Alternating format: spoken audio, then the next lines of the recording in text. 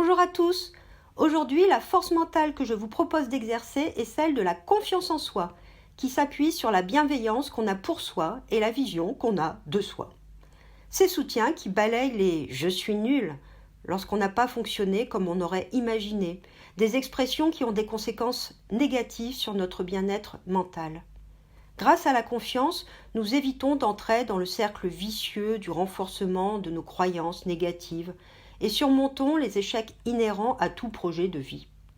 Un exemple classique de ce cercle vicieux est celui de la personne qui, à force de se dire qu'elle n'a pas confiance en elle au moindre échec, adopte cette attitude dans son comportement, les épaules basses, les yeux baissés, le refus de faire les choses nouvelles. Cela fait que les personnes de son entourage lui confirment son manque de confiance, qui renforce donc sa croyance, etc.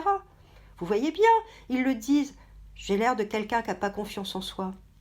C'est d'autant plus ennuyeux que cette confiance qui, quand elle vous fait défaut, vous donne toutes les bonnes raisons de ne pas tenter certaines actions, de ne pas relever les défis, sous le prétexte d'incapacité, et bride notre fierté. Alors, 2 temps pour apprendre à avoir un regard bienveillant vis-à-vis de vous et solidifier votre confiance. Dans un premier temps, on va détailler comment la confiance se fabrique et se préserve. Pour cela, je ferai référence à la Bible de la préparation mentale d'un coach renommé en pratique sportive, Christian Target. Dans un second temps, on va pratiquer des exercices de renforcement pour vous aider à mieux connaître votre niveau d'estime, identifier les piliers qui font la fondation de votre confiance, vos passions, vos valeurs, et enfin fonctionner en mode observation de vos actes plutôt que de vous juger. Nous allons traiter le sujet avec des illustrations sportives, car elles présentent 3 avantages. D'abord, elles sont concrètes dans leurs résultats. Ça passe ou ça passe pas. Vous tirez dans la cible ou pas. Ensuite, elles sont précises, car étudiées sur des courtes périodes, comme dans un laboratoire. La durée d'un match, un tir, un round. De ce fait, elles sont parlantes. Enfin, elles ont l'avantage pour vous d'être utilisées aussi bien et mises à profit dans votre pratique d'activité physique que dans votre vie courante, professionnelle ou familiale. Alors d'abord, on va clarifier ces notions estime, confiance, amour de soi, bienveillance. 3 états qui sont très imbriqués. En effet, la confiance en soi n'existe pas sans une bonne estime de soi, de la bienveillance, et sans une bonne vision de soi. Et elle les nourrit en retour par l'action. Si vous dites « je suis nul », la confiance qui fait votre moteur pour agir vous manque, et vous redoutez d'agir, ou vous agissez en étant crispé. Cela engendre un risque accru d'échec dans vos actions, qui rend votre estime encore plus basse, avec un nouvel impact négatif sur votre confiance. Le socle de votre confiance, c'est donc la bienveillance, autrement dit l'amour de soi. C'est ce que votre entourage prodigue qui vous donne la conviction d'être apprécié, d'être à la hauteur. C'est elle qui vous fait surmonter les échecs. Pour mobiliser cet amour de soi, je vous propose en exemple quelques questions qui vous rappellent vos talents et vous aident à mesurer votre estime. Je vous laisse prendre un stylo pour écrire ces questions et vous les renseignerez ensuite. Quelles sont mes qualités? Quels sont mes défauts? De quoi suis-je capable? Quels sont mes atouts? Mes handicaps? Ceux que j'ai surmontés? Suis-je satisfait ou toujours insatisfait? Quelles sont mes réussites, mes échecs? Ces interrogations doivent vous faire vous rappeler vos qualités et succès et donc les bonnes raisons de vous apprécier. Alors, lorsque ce n'est pas le cas, que votre vision est essentiellement négative, il est possible de développer cette vision de soi, cet amour de soi, cette bienveillance avec un coaching, voire un psychologue en fonction de références à des passés complexes. Le second pilier de votre estime, c'est la vision de soi. Alors, c'est une conviction que l'on porte indépendamment de la réalité, qui, elle, est fluctuante. C'est ce qui vous permet de vous projeter et de vous faire avancer positivement. Alors, elle peut être influencée, négativement souvent. Exemple pour les sportives, il y a une mode. Oui, mais si vous n'êtes pas grand, si vous n'êtes pas gaucher, si vous n'êtes pas extrêmement musclé, si... Alors, avec un œil sur le passé, on voit que les vérités d'un jour ne sont pas celles du lendemain. Il y a des modes. Il y a des modes, c'est pareil pour les professions. Il faut mieux être un homme pour telle profession, et puis une femme, et puis avoir des enfants plutôt, c'est équilibrant, et puis non, et puis avoir une passion, et puis non. Bref, tout cela évolue et la vision de vous, elle, doit vous conforter vers un objectif indépendamment de l'ensemble de ces éléments. On a pu observer à certains départs vélo, c'est assez amusant, les personnes sur la ligne de départ, les cyclistes s'observent et finalement, voilà, celui-ci a l'air d'avoir un vélo meilleur, celui-ci a l'air d'avoir des muscles différents, celui-ci. Et finalement, toutes ces observations, compte tenu d'un certain nombre de paradigmes, font que, à la fin, c'est pas l'avis général qui remporte. C'est une personne qui a gagné pour d'autres raisons que ces raisons, ces critères qui sont des critères souvent de mode. De la même manière, en natation, en début d'année, en club, on observe, lorsque les gens se mettent dans les lignes de départ, des choses assez amusantes où les personnes les plus musclées ou les plus jeunes se mettent dans les lignes des plus forts. Et finalement, la natation est une technique et donc les modes de penser à un certain nombre de choses par rapport à la natation, au cours de l'année, on s'aperçoit qu'une redistribution générale des normes, donc voilà, tout ça pour dire que la vision de vous doit être quelque chose qui ne dépend pas de ces modes et qui dépend plutôt de ce que vous avez en tête et de vos objectifs. La confiance en soi, enfin, je vous cite pour la définir une formulation de Gould et Weinberg, c'est la conviction qu'on est capable d'accomplir une tâche et elle est dans l'action. Et pour cela, elle dépend de votre énergie, de votre bienveillance et la gestion de vos émotions. Si un de ces paramètres est faible, elle peut baisser. Une confiance basse, elle vous empêche d'agir. Elle vous fait refuser les obstacles. La confiance se nourrit de l'action et sans action, elle ne peut survivre. Alors une citation un peu caricaturale mais néanmoins intéressante de Michel Audiard, un con qui marche va toujours plus loin qu'un intellectuel assis. Or, quand on ne fait rien, on est sûr de ne pas se tromper, mais on perd la confiance, on n'ose plus. Quand on agit, on réussit et on alimente la confiance.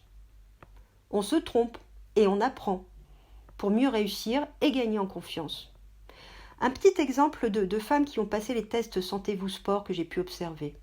Elles arrivent avec leur conjoint, leur frère, un ami.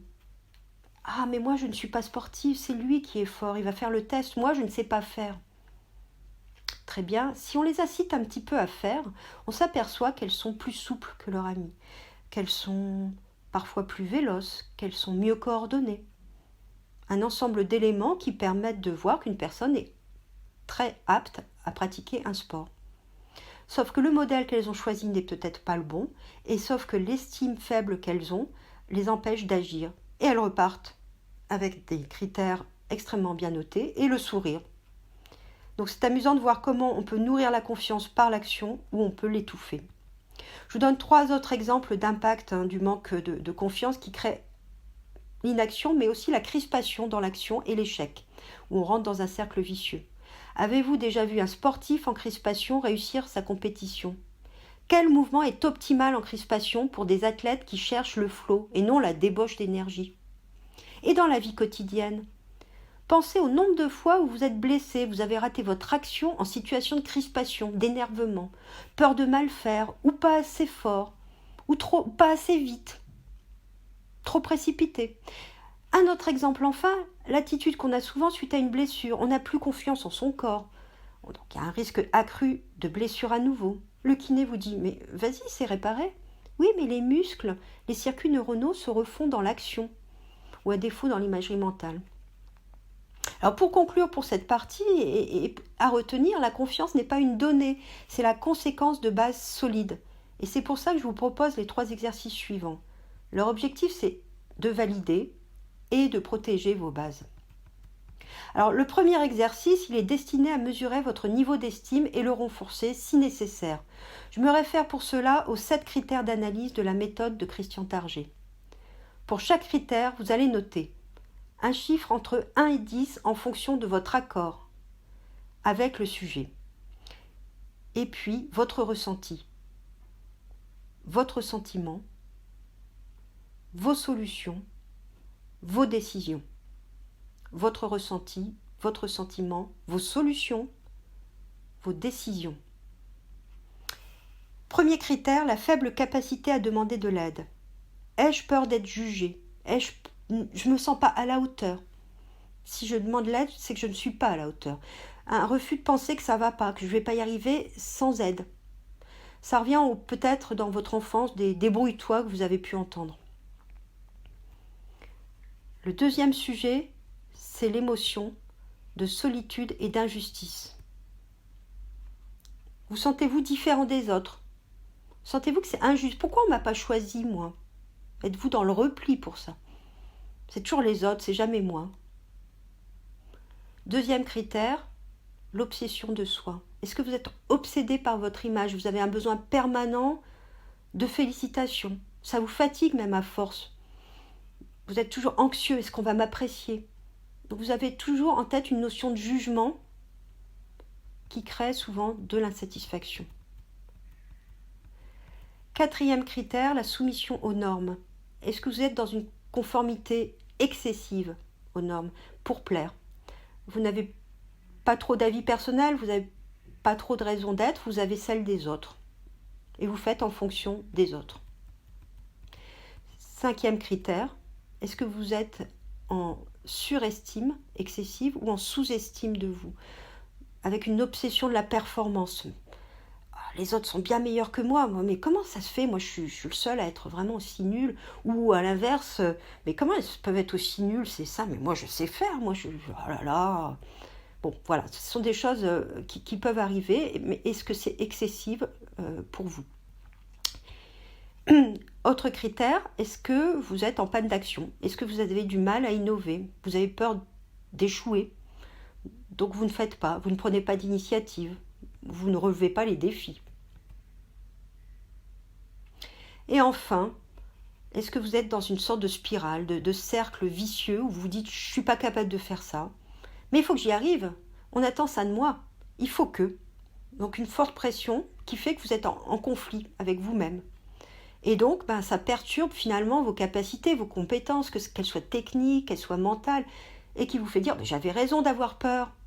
Parce que vous n'êtes pas dans des capacités optimales, vous êtes perturbé, c'est toujours comme ça, et vous arrivez à ce fameux « je suis nul ».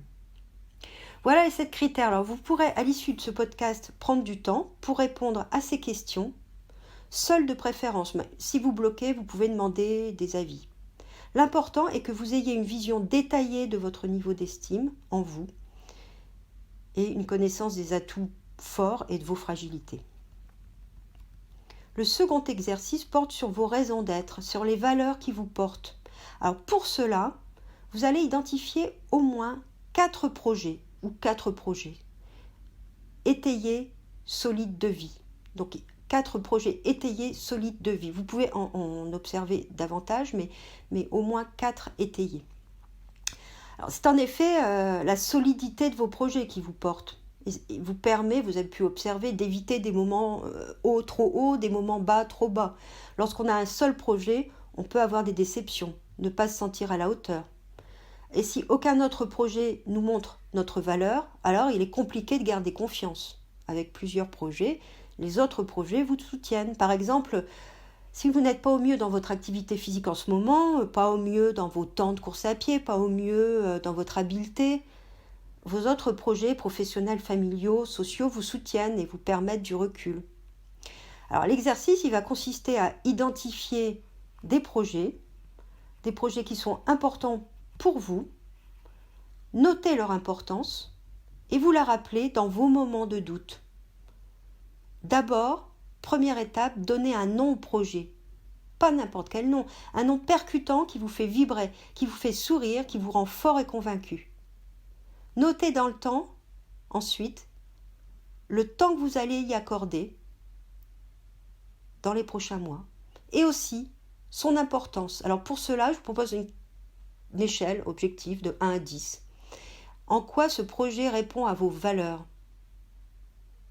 Son importance, c'est en quoi vos projets répondent à des valeurs prioritaires pour vous.